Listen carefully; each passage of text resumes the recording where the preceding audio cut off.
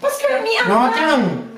Si une femme est jalika pour encore, elle a insinué que quand on roule de sous nous j'aime madofo, oui, Gorwan demande que moi je sors avec hijab. Et c'est vrai, Koto.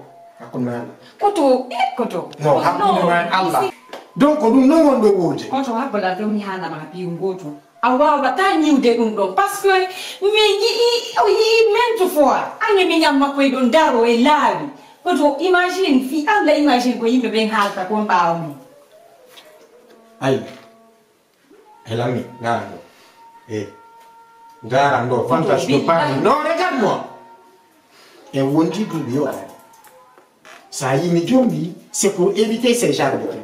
Si tant qu'on nous fait dans les médias, jamais être toi, tu as mais en la médias, je veux de toi, mais en concubinage. Mais pas une même femme, on dit, toi-même, tu as mis cette pression sur moi. Mais Djombi Jalita. Mais il y a un cinéma qui l'a. Il y a un cinéma qui l'a de sortir encore avec sa petite soeur. Parce que quand il a dit le début photo, c'est pourquoi la fille, lorsqu'elle m'a expliqué, j'ai compris directement. C'est mes femmes que tu le sais maintenant que j'aime Bidiatou. Ah ouais, trompe-toi. Mais si la femme non, il nous met à non. Mais Bidiatou n'est pas ma copine et elle ne sera jamais aussi. Koto. Non, ça c'est pas. C'est pour nous dire là. Je te le dis. S'il te plaît, ne me mêle pas de tes sottises à famille. Si la yeux, tu à femme, comment m'a c'est quoi ces bêtises? Combien de fois je vais t'expliquer? Si Jalika est là, si mon gars, les filles, on aime. Même si quand nous, là.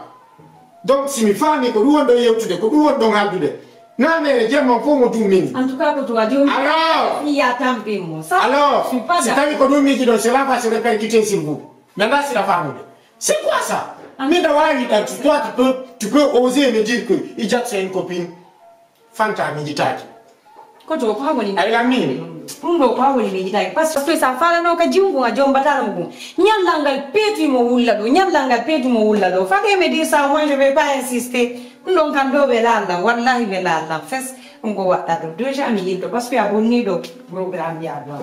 Ah, jumbo.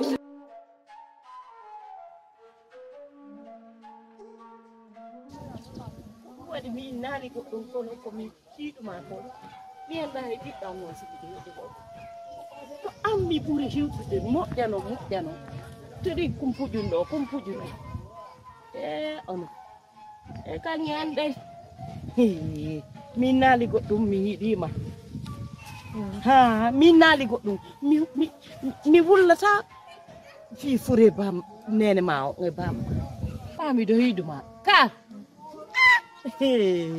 hakkude Allah ijjatu min naali goɗɗum kono si mayaali si mi mayaali komi faala wo ko falɗa wo mi haalanan kala ko nini ko ɗum falɗa tigi tigi ko ɗum falɗa hara ɗum ɗo mara few haalanan kañƴe an ɗen boboro labando haalanan ko ɗum falɗa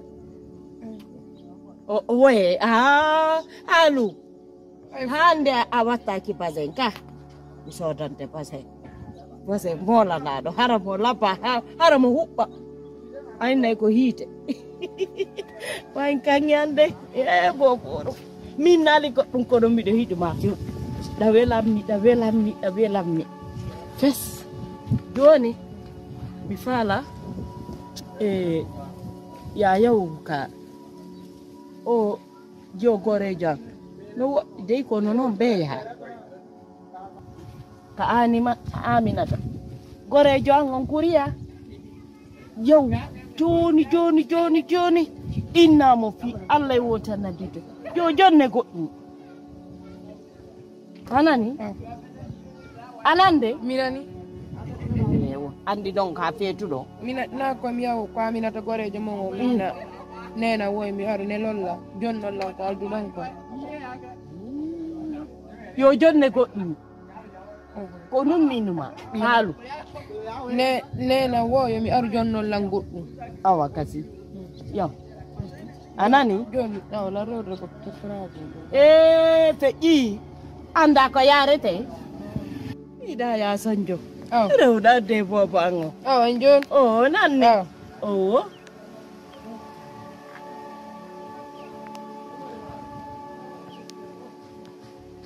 Oh, nani? La khara. Si Allah jabi. La khara. En photo yito. Si mayal.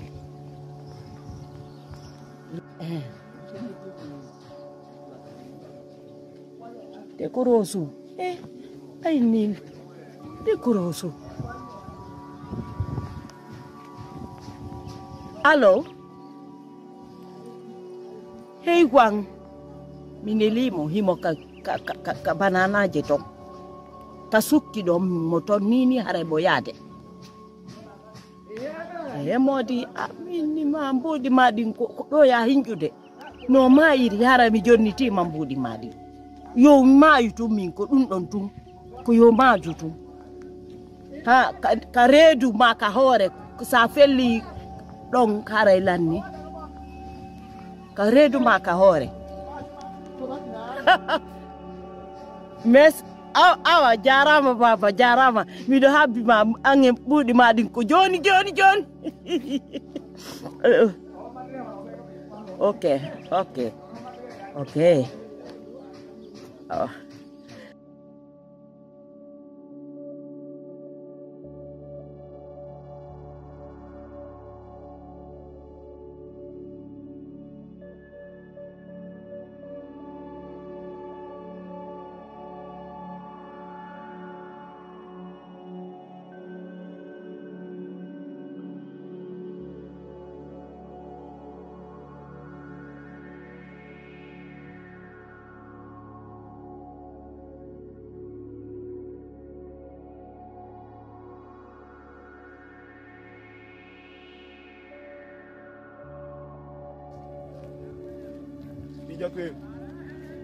Ijat.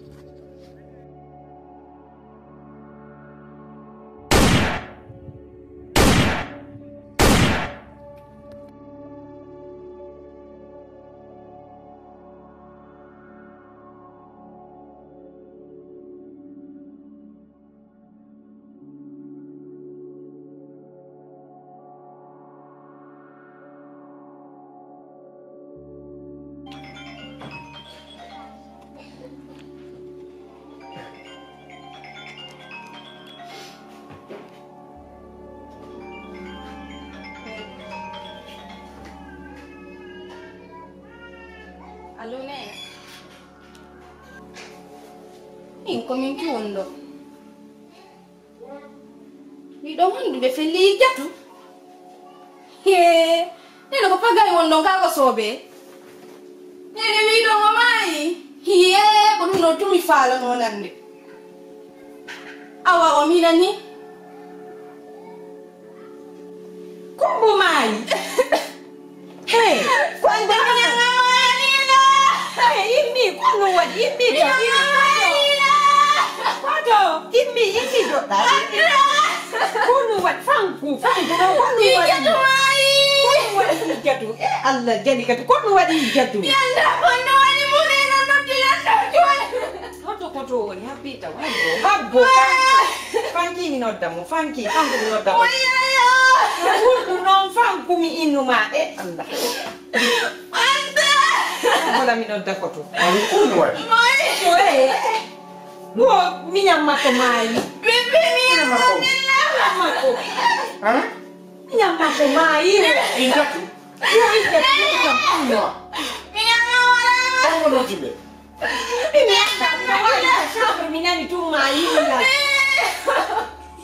Ongani ko tibe. Kuno explica nani kono woni kono wa yo namu. Are bela ngale. Are mai. Imi mai habo ya kile. Koto Nyanga ye bele.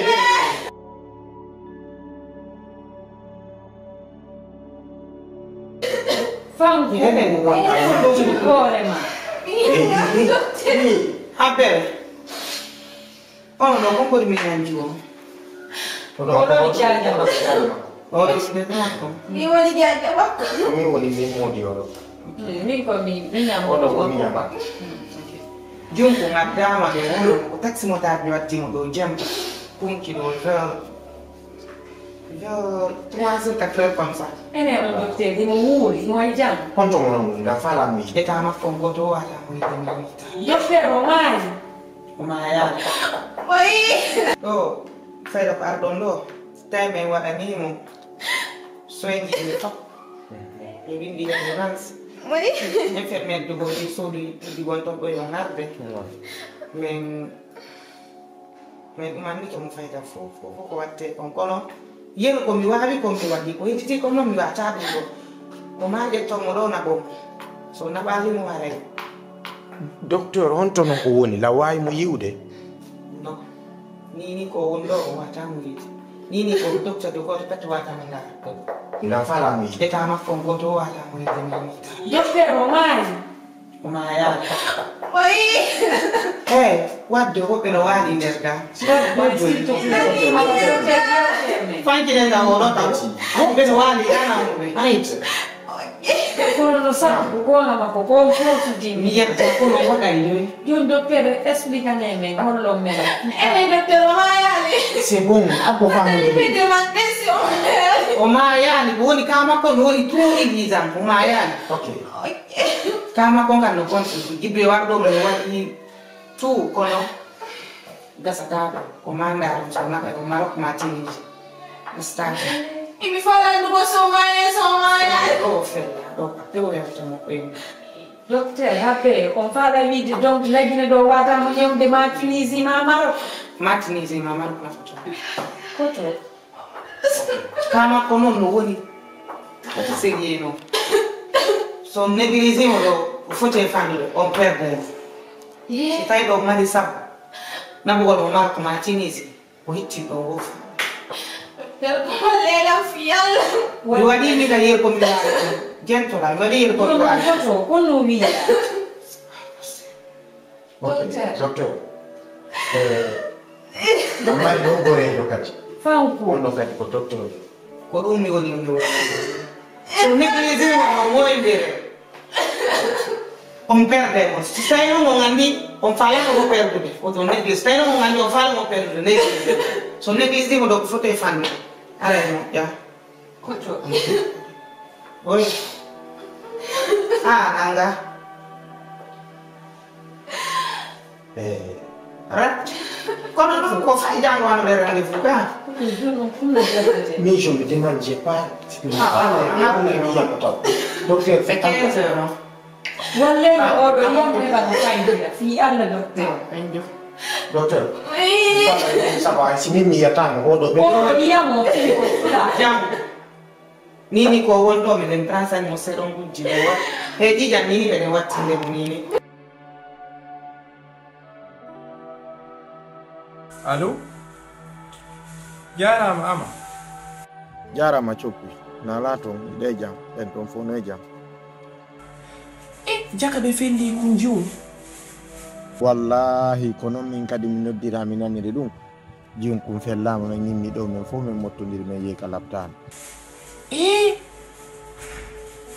allahu akbar ok joni nagoye ɗuɗɗingol haala timmi noddirma ko inno gonma ko yo évacue mo ko ɓuuri e yawde Maroc a faami ndaare ko tiiti sikko Maroc woni possibilité mum heɓoto évacue mo ko ɓuuri e yawde s'il vous plaît ara on joɗɗinarimo ɗon ha goɗɗum waɗamo nani kono ɗandi ɗo nini min mbuuɗi am fof miɗo ƴettuno ukke affaire parcelle donc nini somi innima miɗo mari mbuuɗi no évacuire haray min tigiri mi naati e fenande par ce que ɗo nini ɓotti ɗandi pays ko accuɗa ko lagine miɗo sattira mouradu moƴƴuru joni min mi ɗumantino to mi ƴetta e buuɗi ko ɓuuri yawde ɗo mi naɓa ndaron kisanno évacué omo toon Tunisie ma ɗum Maroc d' accord après ndaara si tawi après ɗumannaki ndaare no addiremo Europe ga o waɗa traitement ji makko ni d' accord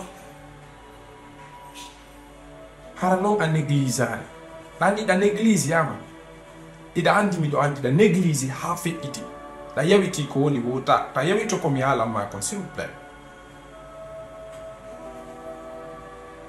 d' accord y a pas de souci joni ɗon mimi anda si tawi passeport kam mi woma naɓanɗe mbuɗɗinɗa no woni valable ndaaro joni si tawi a ɗumantinotago mi daraka internet ɗon mi yiɓira biye makko on d' accord awa probléme o ala ndaru ka internet fi biye on par ce que ɗo piiji ɗin no piijinni nini simi komi haalanma wo kadi ko be woloɗa par ce que ɗo ko wawɗa la wallirde wo hara min o ça me va droit au dos.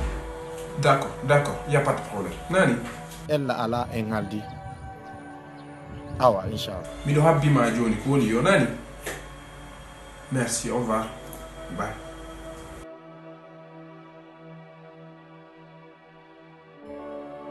Eyo nene jaka idongan di jatu mayal. Ha kangendeng. Nene jaka idongan di jatu jaka mayal.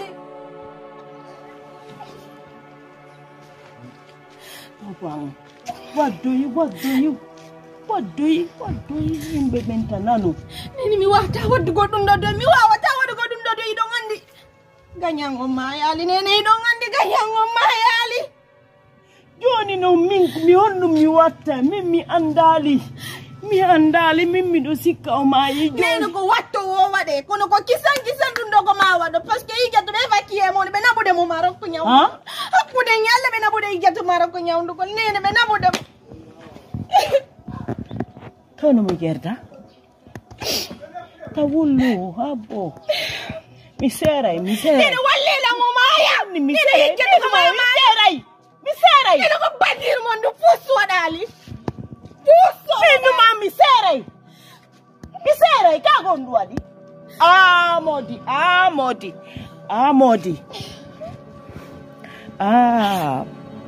Ini beba je mi na woni jatu maro ko nene benande amoni maro. Vola. Mi gera kette fu mi nodda woni bandiru ndu o ara do wadan hem mu nyamete mi ukka poson to o maya.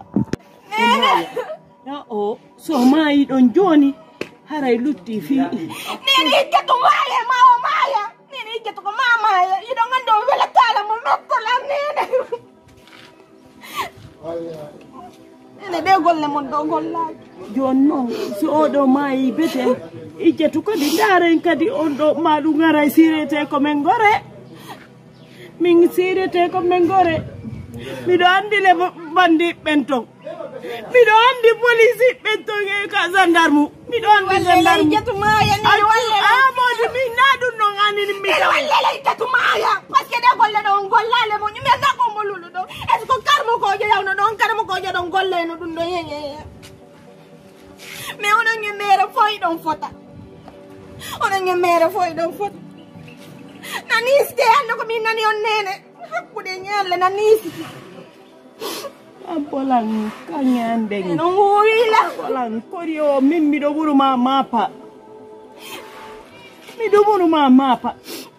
Ni mimi ye. Joni dandi sirete ka. Banana. Ikado lutte si getu maya. On lutte. Parce que son goldo no golle mo ko be nyamo karam ko jo on si goldo no dum dare ne getu maya no ko inu do ko ma bandi jo wara getu. Parce que do ngandi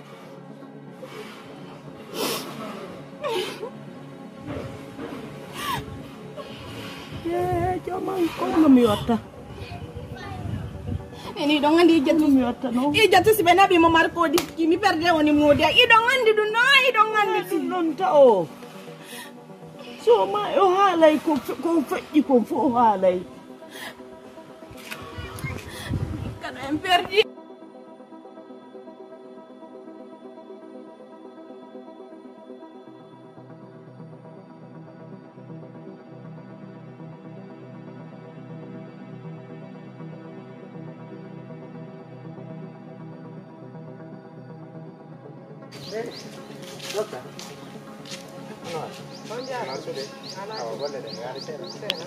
Alhamdulillah. Kono fendi. Jam ko. Sina woni yanki. On ti kadi hande ni yaw donka. Ni hito yetti jonko ne yetti to ne be no dila to. Yarde baro. Kono mi wawi. Kono jindi. Habela. Jindi ni la alhamdulillah. Acceake. Kondo mi niyo. Non ko en dolla. Ko en ndaru si wawa mi evacuer. Mais mi yewti go rejo an on ni lan kan kadi. Ko hondum mi inni yon hidon andi na fiyo nganda mi halani yon eta jonku no wonirno. So yili ni mo do hande da jango da fa jango so ma yimi yanda de. Parce que mi wola ngon ko lab non na astaghfirullah. Parce que man ko faale mo ngon do ngi wadde. Mi wola ngon ko lab pos mini woto ettu ta nyang ettu gol do na boro do honno nyas di ma donka fop ko perdre du temps non. Ette jonku na bo mo maro ko direct. Bayi ko wata la nyinu de on ala de fere. mi anda wo sake kono mi woli rantaw mbudi no weli ha no weli wonki pani adama woni yeso mi wolani on don ha mi ronke hande si odo docteur jo inni en do nabiremu da ko nyamugol mbudi be woni jonnom eni yo nammo donka kono nafi donka fus ni kami dari do retreji di be wadi donc 1,200,000 hayso ko mi har ko min ko mi docteur de si goddo addi jon patient jo do mi wata mo ittumo do nabama to min gade ko mami heba ko nganko non ko obligatoire jonnon ono mi hala ni on tigi tigi on wi na dum do joni mi anda joni ko mo fala hakkunde nyalla mi anda mi anda stay do hidi o ma so ngida o joni c'est bon donc andi ko mi fami joni mi do hawji nan fala yaade mi fami on yafoto yeri erreur ji waddi parce que do on andi be rewbe min je vous dis wano be ngwan à chaque fois kanko woni kalde o inala no ta évacue mo taw c'est très tôt no wattini sa inni dum do docteur be ben anda andi on ko debbo non ko be ko dum do ko be ngwa wollam fewjande sina dum millan andi o nene goto makko siko sagwan ko mi satisfait be ngwa mais si kanko tigay ni non yo mi accu do taw ha mi anda ko woni on ko dum yoni wadde be ngwa ko docteur non na do be ngwa ko on dum bon ngwan elle n'est pas docteur na o fusto anda sina defugol nyama bannanama bien sûr on no ma fewjande parce que man ko jonkum fella pet arno hayida jonkum ka ayeyi kadi ha hôpital ko wallo anduda kadi etama kon no way ka mi laaba amma pos inna non anko bengu ma wol ma fewjande joni be bengu ma fewjande don ha jonkum la to fu ha rayon to ma to fewjande ma mi ngare fus mi ala ko mi wol do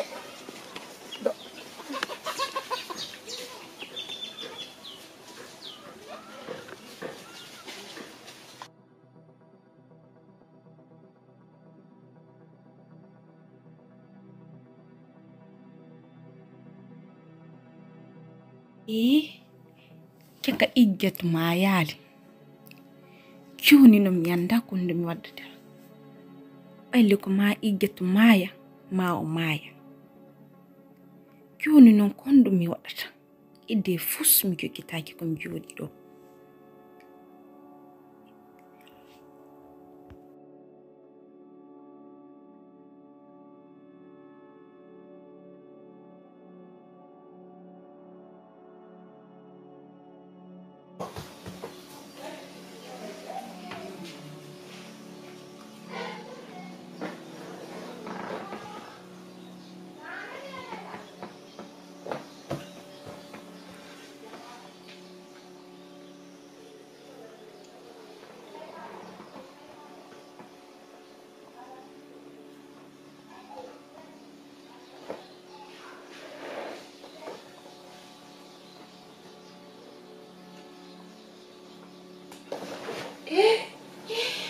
Bibi, ate ini garen.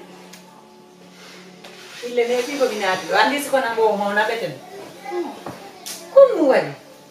e fuswada Ay fuswada ide jodi. J'ai perdu la mi ari dom derge hammi ronki. ne bi ko dal daro E bernde mano duppata o. Nan kon wari, s'il te plaît chérie. écoute fuswada juste mi gi ko do comment on dit ça mi gi ko do mo ni ase Et tu as hondu non. Tu as quel problème? Quoi va ta partager avec moi? S'il te plaît, nan kon wari. ko fi mi yangan ijjatu fi makko ani ni l'enfanta sérieux Ah aussi c'est vrai. Kono andi ko famata ko ida wadi ko aduna do ko Allah. Sai Allah okki en sabu ha o yehi nyawnda ko Allah wadi non fo parce que wobbe go anti gidida andi wobbe go si ko be fella do ko don directement be maya. no mi migiti wo fi ijjatu ko gon yarata ya C'est vrai ça. min na wuli ko to min fietina parce que wonde si mi jodi ke min tun mi migeto fi ijjatu Andi ko no watta tamijo. Min ko minatama juulu toroda anda ko Allah woni ballo. Menen kadi biro amen mo men waday parce que si ko mbudi yirdata ijjeto inshallah ijjeto o dikkay.